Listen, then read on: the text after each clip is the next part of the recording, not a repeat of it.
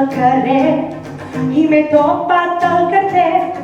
M'ha donat un regal que he trobat ben especial, una capsa de vegades de persones estimades.